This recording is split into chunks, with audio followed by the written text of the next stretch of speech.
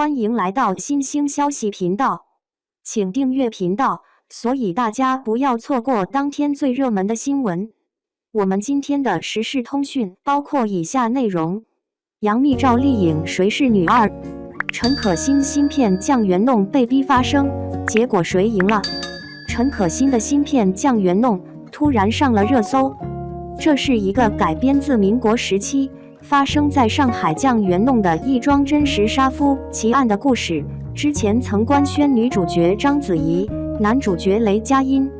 这次上热搜，原因是剧组官方账号发了一个声明，告知电影日前开机，各位主演也陆续进组，但没有公布演员阵容，却说主演排序会以其所饰角色的出场顺序为准。具体内容如下：7年筹备，陈可辛导演电影新作《酱园弄》终于日前开机，各位主演也陆续进组，他们每一位都因为喜欢剧本、相信角色，来到酱园弄，角色各不相同，爱电影的心无差别。十分感谢大家对影片的关注与厚爱。由于本片角色众多，拍摄难度不低，至今仍在搭配组合过程中。为保证台前幕后所有主演、主创全力以赴专注拍摄，我们将待阵容齐整后，再择机与大家分享更多影片信息，官宣全部阵容、主演排序会以其所饰角色的出场顺序为准，唯望不负大家期待。此声明一出，评论区炸开了锅，杨幂和赵丽颖的名字在粉丝的留言中频频出现。原来此前有粉丝就因为谁是该片女二而争论不休，而这次声明一出，剧组本意是想平息不必要的纷争，但又引来一阵硝烟。争 C 位、私翻争排序，这些词一度频频出现在娱乐新闻里，这些行为模糊了作品和演员本身的工作，不但没有体现演员或者艺人的价值，反而让公众看了笑话。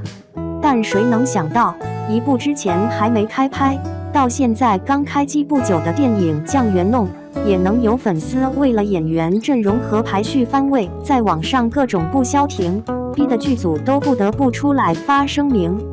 这实在是太荒唐了。至于杨幂和赵丽颖两人到底在《酱园弄》里是什么存在，网上有娱乐博主分析，认为两位85花肯定都出演了该片。赵丽颖的角色一直是苏青，戏份除了女主最重，最近那些说只拍3天的完全无稽之谈。而杨幂的角色据我所知则是一位女球，戏份相对较少。至于戏份，有其他博主分析认为赵丽颖肯定是女二。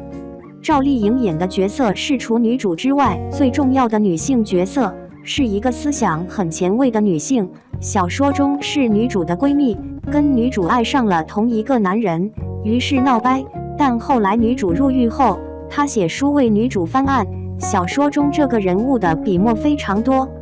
但电影剧本里应该是会删除她和女主情感纠葛的戏份，着重表现她为女主翻案的部分。从戏份和角色重要度来看，可以肯定是女二。而杨幂的角色戏份现在不好说，因为杨幂演的角色是女主在狱中的好友，这个角色在小说中笔墨少很多，但不排除电影会有改编，所以至于电影改编成什么样，以及幂和幂的团队努力成什么样，不好说。对于《酱园弄》这部电影，赵丽颖和杨幂都一直三缄其口，看得出来是不受外界干扰，在认真钻研角色。外界一直对这部电影的关注颇高，包括还有易烊千玺和李现进组的传言。该片的豆瓣主页的主演阵容上也有了他们的身影，但官方现在为了减少麻烦，只能抱着不官宣的态度。其实对于《酱园弄》，导演陈可辛是背负着挺大的压力。前不久接受采访表示，他日以继夜筹备影片，每天谈剧本、定演员，称该片是他近10年来最忙的时候。陈可辛也十分看重这次和章子怡的合作，公开表示章子怡是自己等了20年的演员。只要明白了《酱园弄》讲的是什么，就知道这是一部大女主戏。所谓大女主戏，就是女主角的戏份占大头，包括男主角的戏份也不及对方，其他的演员就都是配角。陈可辛也说，《酱园弄》是10几个演员的一个群像的戏，而目前官宣的也只有章子怡和雷佳音。其实可以注意到，在最新公布的电影《酱园弄》的海报上，远方有一个穿旗袍的女人背影。再看看前面那团报纸上所写的新闻事件人名，就是故事的女主角詹周氏。詹周氏确有其人，正是犯下民国4大奇案之一的酱园弄杀夫案的女人。电影《酱园弄》的女主角原型詹周氏是民国时期发生在上海酱园弄一宗杀夫案的凶手，是一个无法再忍受吃喝嫖赌恶习丈夫的女人。她以1时3刀犯下杀夫分尸命案，轰动一时，引发社会讨论，而此事被当年的报刊所记载。在1945年3月21日的《申报》有一则标题是新城警局破获谋杀亲夫案的报道，便记录了当年的这起凶案。案件记录了昨日即1945年3月20日，本市新昌路432弄85号发生了一起毒妇谋杀亲夫血案。詹云颖30岁，安徽人，业救获被其妻詹周氏29岁，浙江人于昨晨未知何故，用切菜刀等10余刀，将尸分成8段，装入白色空皮箱中，企图遗失灭迹。结果经二房东王谢阳发觉，将凶手詹周氏当场捕。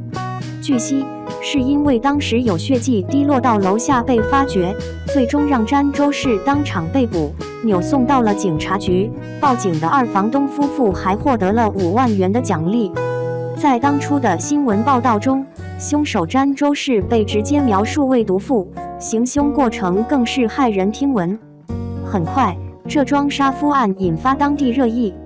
据悉，被杀的詹云颖是个大块头，长相不错，还曾经演过电影《黄海大盗》。但这样一个大块头，又如何会被身材矮小的妻子詹周氏所杀而分尸？因此，詹周氏一度被外界传言有姘头协助，还被描述为当代潘金莲。这一点在酱园弄的海报上可以看到詹周氏和潘金莲的字样。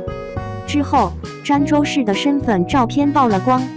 大家看到她的长相，认为她只是一位长相普通的妇人，转而议论起她的眼神凶残歹毒。